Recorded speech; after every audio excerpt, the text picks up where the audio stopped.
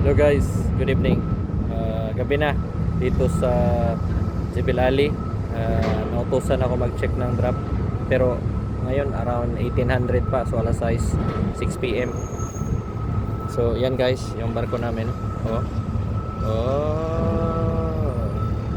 Yun yung drop. Pakita ko sa inyo ha, baliktarin natin yung video.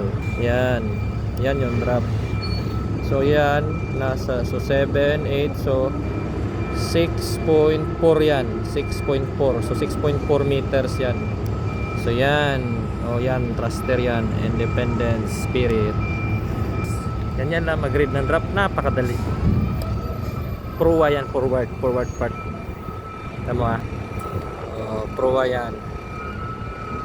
Malaki masyado, hindi makasya. Sige guys, thank you.